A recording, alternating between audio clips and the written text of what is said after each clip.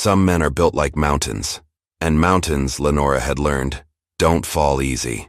When she first spotted the figure moving through the blizzard toward her cabin, she knew two things immediately. Whoever it was shouldn't be alive in this cold. And they were far too large to be anyone she'd ever met. The shape staggered, caught itself, staggered again.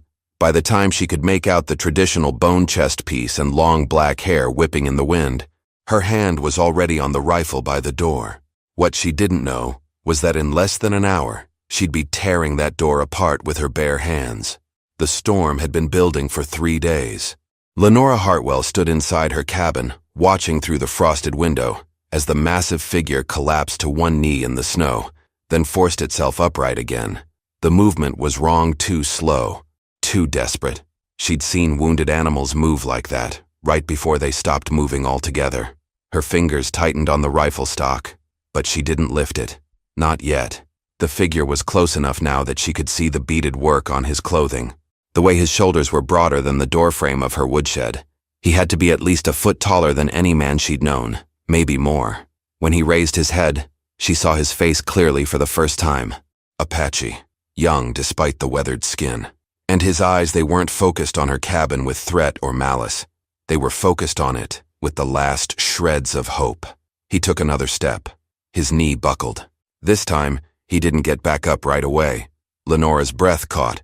She'd built this cabin small on purpose. After losing Marcus, after watching the wagon train survivors scatter to larger settlements, she'd chosen this isolated spot deliberately.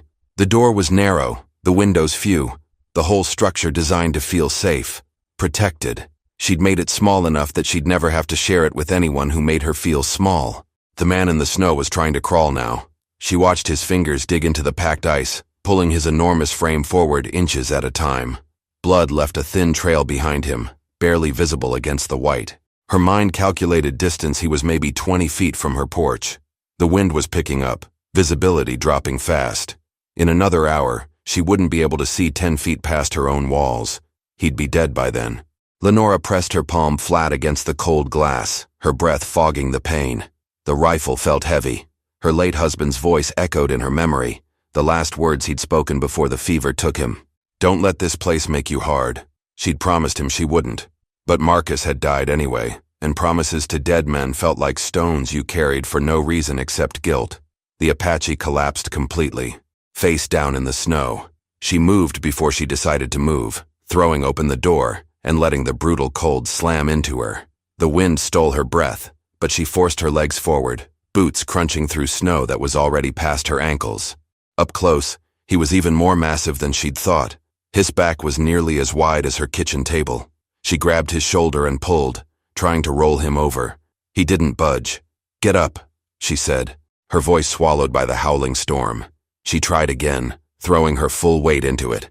This time his body shifted slightly, enough that she could see his face. His eyes were half open, glazed with fever. His lips moved, but no sound came out. Lenora hooked her arms under his and pulled. He was impossibly heavy, like trying to drag a felled tree. Her boots slipped on the ice, but she kept pulling, kept dragging him inch by terrible inch toward the cabin. When they reached the porch steps, she had to stop, gasping, her shoulders screaming. The door stood open behind her, warm firelight spilling out into the storm. She looked at the doorway, then at him, then back at the doorway. He'd never fit. The frame was barely wide enough for her to pass through comfortably with firewood in her arms.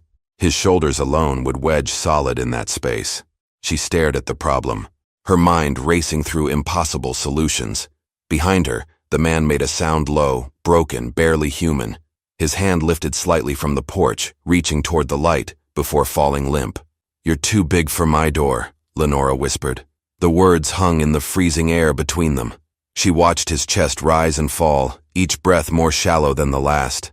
The storm shrieked around them, snow already starting to bury his legs. Her cabin stood there, small and safe and perfectly built to keep the world out. And this man was dying because of it. Lenora straightened. She looked at the door frame, then at the tool shed where Marcus's old axe hung. Her hands were already numb from the cold. When she moved toward the shed, she wasn't thinking about promises anymore. She was thinking about the sound of splintering wood, and how some barriers were meant to be broken. The Apache's eyes closed. His breathing stopped fighting the wind. The axe felt lighter than it should have.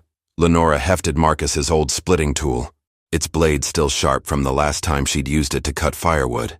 The wind screamed at her back as she positioned herself in front of the door frame, the cabin's warmth bleeding out into the storm with every passing second. On the porch behind her, the Apache's chest barely rose. She had minutes, maybe less. The first swing bit deep into the wood. The sound was satisfying and terrible at once, the crack of something permanent breaking. Splinters flew.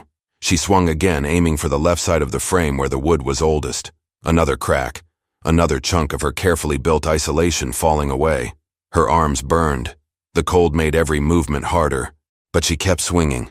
She had to make the opening wider by at least 8 inches on each side. Maybe more. She hadn't measured him. Just knew that what she'd built to keep herself safe was now the thing killing him. 4 swings. 5. 6. The frame began to give way, the entire structure groaning as she destroyed its support. She didn't care. Let it all come down if it meant saving a life.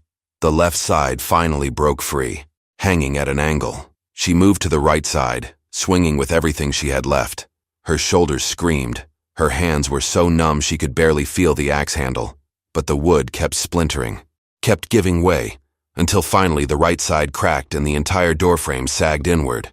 Lenora threw the axe aside and stumbled back to where the Apache lay. Snow had already begun to cover him, white against the beaded tan of his clothing. She grabbed him under the arms again and pulled. This time she had purpose, had direction. She dragged him across the porch, his weight somehow even heavier now that her strength was nearly gone. The ruined doorway loomed ahead, his shoulders caught on what remained of the frame. She pulled harder, angling his body, using her legs to push against the porch railing. Something in the wood gave way with a groan, and suddenly he was sliding through, his massive frame finally fitting through the space she'd carved out with desperation and an axe. She pulled him all the way inside, his boots leaving tracks of melting snow and blood across her clean floor. The wind roared through the broken doorway. Lenora slammed what remained of the door shut, but it hung crooked, gaps letting in the cold. She grabbed blankets from her bed, stuffing them into the spaces, blocking what she could. It wouldn't hold for long, but it would have to do. When she finally turned to look at him, really look at him, her breath caught. His chest piece was cracked, one of the bone decorations broken. Beneath it, his shirt was soaked through with blood on his left side, fresh blood still flowing. The fever flush on his face made his skin look like heated copper. His breathing was rapid, shallow. She knelt beside him, her hands hovering over the wound, unsure where to even begin. His eyes opened. For a moment, they focused on her face. His lips moved, shaping words she couldn't hear. Then, his body convulsed, back arching off the floor, and Lenora realized the blood and fever weren't her biggest problems. Whatever was wrong with him was about to get much worse. Lenora had watched Marcus die of fever. She knew the signs, the shivers that came in waves, the way the body fought itself until it had nothing left to fight with. This was different. The Apache's convulsion lasted only seconds, but when it passed, his skin was burning to the touch. She pressed her palm to his forehead and pulled back immediately. No person should be this hot and still breathing. She grabbed her sewing scissors and cut away the blood-soaked shirt, exposing the wound. A gash ran from his ribs to his hip, deep but clean. Too clean. This wasn't from a blade or a bullet. The edges were perfectly straight, almost surgical. She'd seen animal attacks, seen what knives and broken bone could do to flesh. This was something else entirely. "What happened to you?" she whispered, grabbing clean cloth from her cupboard. She pressed it against the wound, trying to slow the bleeding. He didn't flinch. His eyes were moving beneath closed lids, his head turning side to side. His lips moved again, words forming in a language she didn't understand. Then, suddenly, in English, "They followed the markers." His voice was thick with fever. "All of them. Followed them right to—" He broke off with a gasp, his hand reaching up to grab her wrist with surprising strength. Lenora froze. His eyes were open but unseeing, staring past her at something only he could witness. His grip tightened. "The children first," he continued, his voice breaking. "They took the children first." His hand dropped away, fingers curling against the floor. "I tried to stop them. Tried to—" Another convulsion shook him. When it passed, tears were sliding down his temples into his hair. She worked quickly, wrapping the wound with strips of cloth torn from her oldest dress. The bleeding was slowing, but the fever worried her more. She'd seen fever kill faster than any wound. She needed to cool him down, needed to bring his temperature back to something a human body could survive. The problem was his size. She had one blanket, one small tub for washing, and a man who weighed more than she could lift. "Stay with me," she said, more to herself than to him. She filled her washing basin with snow from outside the ruined doorway, brought it to the fire to take the worst edge of cold off, then used her remaining clean rags to wipe his face, his neck, his arms. The water turned pink almost immediately. He muttered something else. A name, maybe. Then, the markers. They knew where to look. His eyes fixed on her suddenly, focused with an intensity that made her lean back. "You have to burn them. All of them. Before they come back." "Who?" Lenora asked. "Who's coming back?" But his eyes were already losing focus again, rolling back. His breathing became labored, each inhale sounding wet and wrong. She pressed her ear to his chest, listening past the rapid heartbeat. There was fluid in his lungs. The fever was winning. Outside, the storm reached a new level of fury. The blankets she'd stuffed in the broken doorway started to pull free, letting in gusts of snow. Inside, the fire crackled, struggling against the cold. And on her floor, surrounded by bloody rags and melting snow, a man 3 times her size was dying despite everything she'd done. His hand moved suddenly, reaching for something at his belt. A small pouch, intricately beaded. His fingers closed around it, then relaxed. The pouch rolled free, falling open. Something small and white tumbled out onto the floor between them. Lenora picked it up, turning it toward the firelight. Her stomach dropped. It was a tooth. Small, definitely human, definitely from a child. Lenora stared at the tiny tooth resting in her palm. It was small, perfectly white, the kind that belonged to someone no older than 7 or 8. Her mind raced through explanations. A keepsake from his own child, a trophy from an enemy, a reminder of someone lost. None of the possibilities were good, but some were worse than others. She set it carefully on the table and turned back to Nako. His breathing had grown more labored, each inhale rattling in his chest. She needed to focus on keeping him alive long enough to demand answers. The wound was wrapped, but the fever was climbing. She could feel the heat radiating off him from 2 feet away. Lenora grabbed more snow from outside, this time not bothering to warm it. She packed it directly against his neck, his wrists, anywhere she could find a pulse point. He jerked at the contact but didn't wake. The snow melted almost instantly against his skin, running in streams across the floor to mix with the blood. "Talk to me," she said quietly, wringing out another rag. "Tell me what happened to you." As if responding to her command, his eyes snapped open. But they weren't seeing her. They were seeing something else entirely, something that made his whole body go rigid. "The settlement," he gasped. 3 days' ride from the winter camp. They'd been there 2 months. Maybe 3. His hand reached up, grabbing at air. "We brought supplies, blankets, food. We were trying to—" He broke off, his face contorting. The smoke was still rising when we got there. Lenora kept her hands moving, kept applying the cold cloth, but she was listening now. Really listening. 14 families, he continued, his voice cracking. 23 children. They'd marked the settlement with posts, red cloth tied at the top. Said it was for trade routes. A sound escaped him that might have been a laugh or a sob. They weren't trade markers, they were targets. His hand found her wrist again, gripping with desperate strength. The children were already gone. Taken. The adults. He couldn't finish. His head turned to the side and she saw tears cutting through the dirt and fever flush on his face. "I found him in what used to be his home. Just him. Everyone else burned. The tooth." Lenora's eyes went to the table where it sat, suddenly understanding. Not a trophy, not a keepsake from his own family. It was the last physical proof that a specific child had existed at all. "You saved him," she said softly. "The child. You got him out."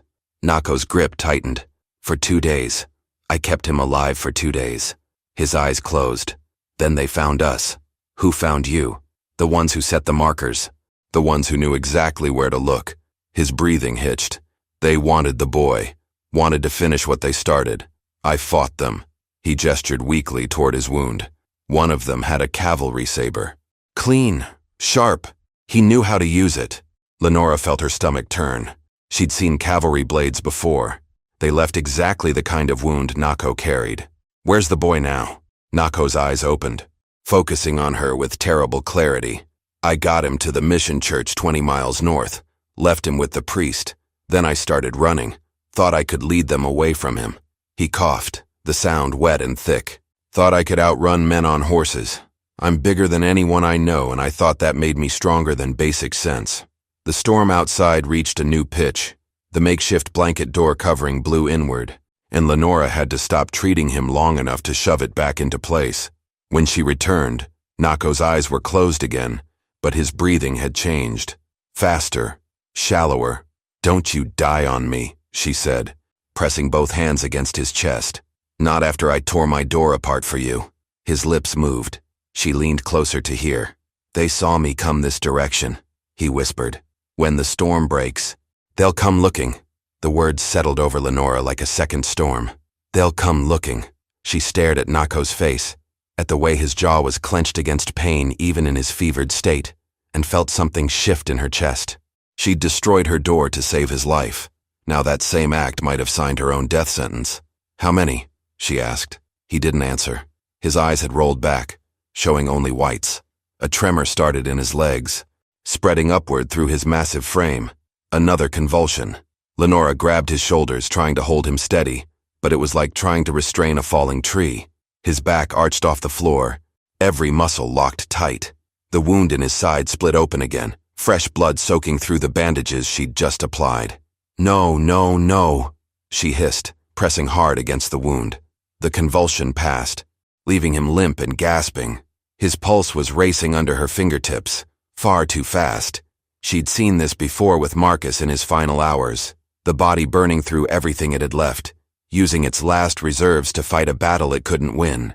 She couldn't let that happen. Not after everything. Lenora worked frantically, rewrapping the wound with the last of her clean cloth. When that ran out, she started tearing strips from her second dress, the one she'd been saving. The fabric was good quality, thick enough to hold pressure. She bound his ribs tight, trying to keep the wound closed through sheer force. His hand caught hers suddenly, his fingers cold despite the fever. "The rifle," he breathed. "By the door. You know how to use one?" "Yes. 3 men. Maybe 4 by now. They'll wait for the storm to pass. Then they'll track me here." His grip tightened. "You need to leave. Before dawn. Before they can see smoke from your fire." Lenora looked at the broken door, at the storm still raging beyond it. "I'd be dead in an hour out there. So would you. I'm already dead." His voice was matter of fact, resigned. "That saber went deeper than it looks. I can feel it. Something's broken inside. Not bleeding out fast enough to see, but it's there." He coughed, and this time blood flecked his lips. "Save yourself. I've put enough people in graves." "Stop talking like that." Lenora wiped the blood from his mouth with shaking fingers. "I didn't tear my door apart just to let you give up." Something almost like a smile crossed his face. "You're stubborn. You're too big for my door, and I fixed it. I can fix this too." The smile faded. Some things can't be fixed by wanting them to be. His eyes found hers, suddenly clear despite the fever. "My name is Nako. If those men come, if they ask who was here, you tell them you never learned my name. You tell them you found a stranger already dead on your porch. You tell them whatever keeps you breathing. I'm not going to. Promise me." His grip was surprisingly strong. "Promise me you'll lie to save your own life. I've seen too many people die for truth this week. Please don't add yourself to that count." Lenora opened her mouth to argue, but movement outside the broken door caught her attention. Not the wind. Something else. Something deliberate. She grabbed the rifle from where it leaned against the wall, her heart hammering. "I thought you said they'd wait for the storm to pass," she whispered. Nako's face went pale beneath the fever flush. "I thought they would." The sound came again, closer this time, footsteps crunching through snow, multiple sets. Lenora positioned herself between Nako and the door, raising the rifle to her shoulder. Her hands were steadier than she expected. The cabin had one entrance, and she'd already destroyed half of it to bring him inside. Now she'd have to defend it. A shadow fell across the blanket covering the doorway. Then another. The footsteps stopped just outside. In the terrible silence that followed, Lenora could hear her own heartbeat, Nako's labored breathing, and the storm. Then a voice, muffled by the wind but clear enough. We tracked a wounded Apache to this location. We know he's inside. Lenora's finger found the trigger. Behind her, Nako tried to sit up and failed, his body too weak to respond. She was alone, facing armed men who'd already committed one massacre, with a door that wouldn't stop anyone and a man too big to hide. The voice came again. Send him out, and we'll leave you in peace. Lenora kept the rifle steady, aimed at the blanket-covered doorway. Her voice came out stronger than she felt. There's no one here but me. A pause, then a different voice, older, with an accent she couldn't place. Ma'am, we can see the blood trail leading right to your porch. We can see where you dragged something heavy through your door. Now we don't want trouble with you. We just want the Apache. I told you, there's no one here. The blanket shifted slightly. A hand appeared, pushing it aside just enough for her to see a face. Middle-aged man, weathered skin, eyes that had seen too much and felt too little about it. He wore a heavy coat, but underneath she could see the uniform. Cavalry. Not active duty from the look of it, but the clothes were real enough. My name is Carson, he said calmly. I've got 3 men with me. We're tracking a fugitive who killed 2 settlers and kidnapped a child. We followed him for 3 days. His tracks end at your cabin. The tracks end because there's no one alive at the end of them, Lenora lied. I found a man collapsed on my porch this morning, already dead. I couldn't move him, so I left him there. Storm probably buried him by now. Carson's expression didn't change. Mind if we check? Yes, I mind. It's the middle of a storm. I'm alone. And you're 4 armed men. You're not coming in my home. Behind her, Nako made a sound barely audible, but enough. Carson's eyes shifted, looking past her into the cabin. His face hardened. Ma'am, I'm going to ask you one more time, politely, to step aside. Lenora's finger tightened on the trigger. And I'm going to tell you one more time, politely, that you're not welcome here. Carson sighed like a man who'd had this conversation before and was tired of it. The fugitive we're tracking is dangerous. He attacked a settlement, killed innocent people, and took a child. We recovered the boy 2 days ago from a church, half-starved and traumatized. The Apache told the priest some story about being a hero, but we know the truth. He's the one who set the fires. That's a lie, Nako's voice rasped from behind her. He'd managed to prop himself on one elbow, his face a mask of pain and rage. You're the ones who marked that settlement. You're the ones who did our job, Carson interrupted, his voice still calm. Removing hostile elements from territory marked for expansion. Those people were living on land that didn't belong to them. They were warned. They ignored the warnings. The truth of it hit Lenora like a physical blow. The red markers weren't random. They were official, government-sanctioned. These weren't rogue killers. They were following orders. The Apache here decided to interfere, Carson continued. Helped some of them escape. Took one of their children to spread his version of events. That makes him a criminal. That makes anyone helping him an accomplice. Lenora's hands were shaking now, but she kept the rifle up. Get off my property. Can't do that, ma'am. We've got a job to finish. Carson's hand moved to his belt, resting on the pistol there. You seem like a reasonable woman. Smart enough to know that protecting a criminal isn't worth dying for. Smart enough to know that cabin door of yours won't stop 4 armed men. He was right. The door was destroyed, barely hanging in place. Her walls were wood, thin enough that bullets would pass through easily. She had 1 rifle, maybe 6 shots if she'd counted right. They had 4 pistols at minimum, probably more weapons she couldn't see. Behind her, Nako tried to stand and couldn't. His breath came in sharp gasps. Blood had soaked through the fresh bandages, spreading across the floor. He was dying. Maybe not in the next minute, but soon. Very soon. Last chance, Carson said. Step aside or we come in anyway. Your choice how this ends. Lenora thought about Marcus, about the promises she'd made to a dead man, about the door she'd torn apart, about the size of the person she'd saved, and how that size meant nothing now. He was too big for her door, so she'd made the door bigger. Now these men were too dangerous for her to fight alone. She lowered the rifle slightly. Carson smiled. Then Lenora did something she'd learned from Marcus in their hardest times together. She made the choice that felt impossible and absolutely necessary. His name is Nako, she said clearly. And if you want him, you'll have to go through me first. Carson's smile disappeared. That's a mistake, ma'am. Maybe. Lenora raised the rifle back to her shoulder. But it's my mistake to make. Carson stepped back from the doorway. For a moment, Lenora thought he was retreating. Then she heard it. the sound of boots moving around the cabin's exterior, spreading out to flank her position. They were surrounding the structure. Her thin wooden wall suddenly felt like paper. "Nako," she said quietly, not taking her eyes off the doorway. "Can you hold a weapon?" "Barely." His voice was weaker than before.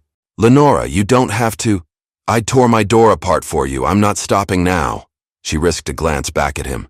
He'd managed to sit up against the wall, one hand pressed to his bleeding side. His face was gray beneath the fever flush. "There's a pistol in the drawer by the bed. Can you reach it?" He nodded, started moving. Every motion looked like agony, but he kept going. Good.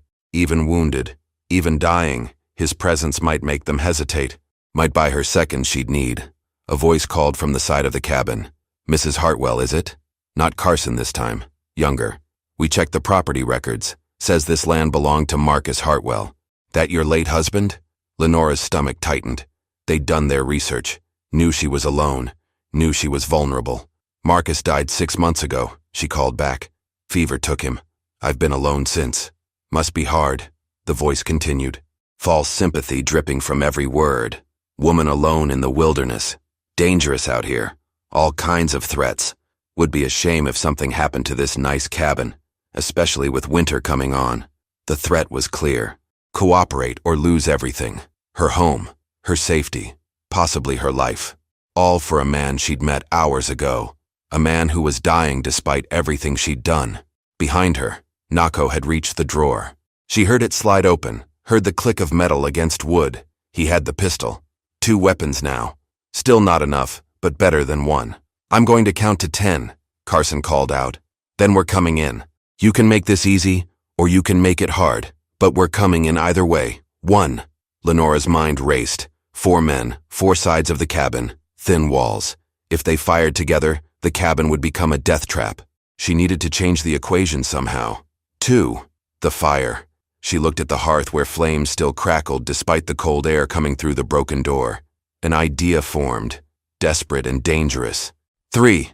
"Nako," she said quickly. "Can you get to the door? The actual door, the part I broke?" He looked at the wooden frame pieces piled near the entrance. "Maybe." "Why?" 4. "Trust me." She moved toward the hearth, grabbing the iron poker. The blade was hot from resting against the stones. She shoved it deep into the fire, heating the tip until it glowed red. "When I say, you push those door pieces outside. All of them. As far as you can." 5. "That won't stop them," Nako gasped. "Not trying to stop them. Trying to make them think." She pulled the poker free. The tip glowed orange-red in the dim light. "They want to burn me out anyway. I'm just getting ahead of them." 6. Nako understood. His eyes met hers across the cabin, and something passed between them. Respect, maybe. Recognition of shared desperation. He started dragging himself toward the door, leaving a streak of blood behind him. 7. Lenora touched the poker to the edge of her table. The wood began to smoke immediately. She moved to the broken door frame, to the blanket stuffed in the gaps. The poker's heat made them smolder. 8. "Now," she told Nako. He shoved the broken door pieces through the opening. They tumbled out onto the porch, scattering. Lenora threw the blankets after them, watched them land on the wood. The embers caught. Smoke began to rise. 9! "Fire!" someone shouted outside. "The cabin's on fire!" Carson's voice angry now. "Hold position. It's a trick." But Lenora heard uncertainty in his tone. Heard footsteps moving, men repositioning. The fire was small, barely more than smoke, but it created confusion, created doubt, created the one thing she needed most.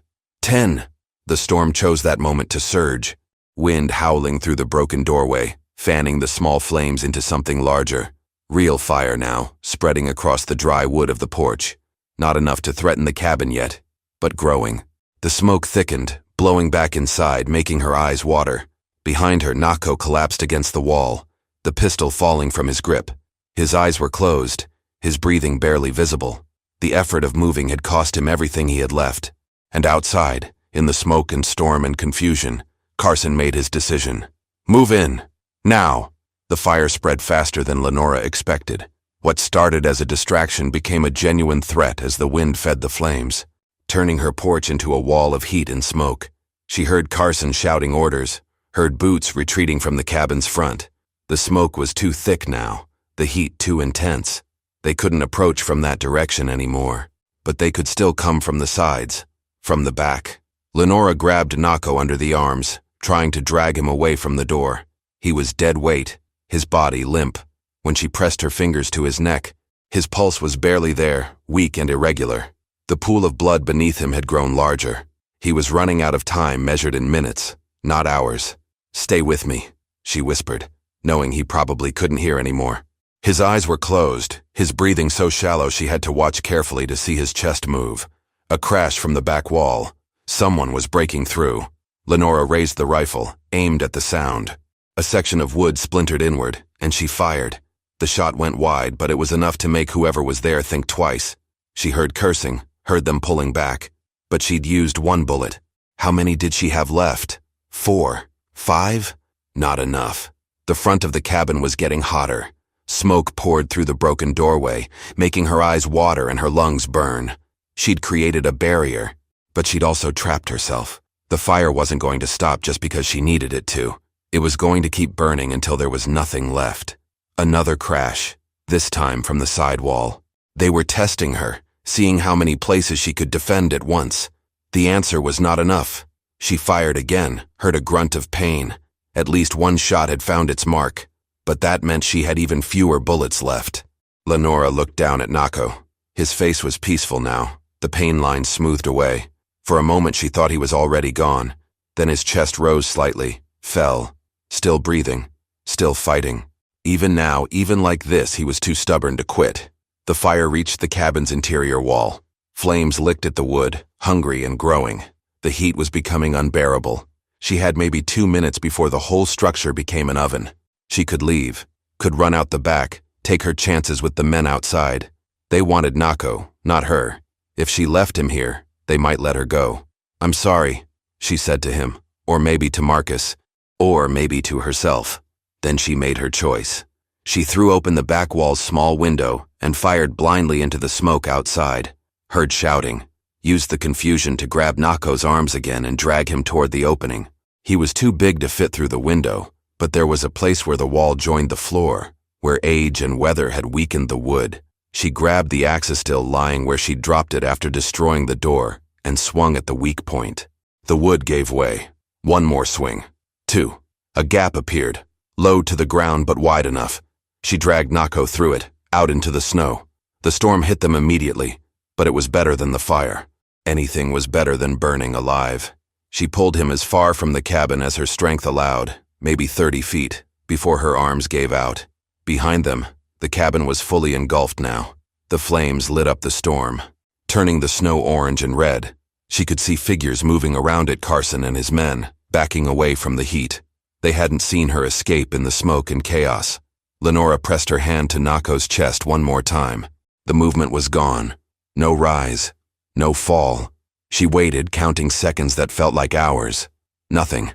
His pulse had stopped. His eyes, when she opened them, were fixed and unseeing. He'd survived 3 days running from killers. Survived a cavalry saber through his ribs. Survived long enough to save a child and lead his pursuers away from that child's refuge.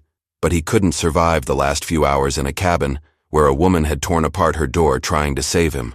Lenora closed his eyes gently. Around her the storm began to ease. Dawn was coming, gray and cold. In the growing light, she saw Carson spot her, saw him recognize Nako's stillness. He stared at the body for a long moment, then at the burning cabin, then at Lenora covered in blood and soot and exhaustion. He turned away, gestured to his men. They mounted horses she hadn't known were there and rode into the fading storm without another word. The Apache was dead.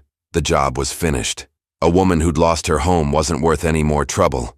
Lenora stayed with Nako until the storm passed completely, until the fire burned itself out, leaving nothing but charred wood and memory. She buried him where the ground was softest, marked the place with stones, took the small beaded pouch with the child's tooth and kept it.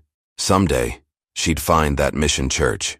Someday, she'd tell that boy that someone had loved him enough to die leading killers away.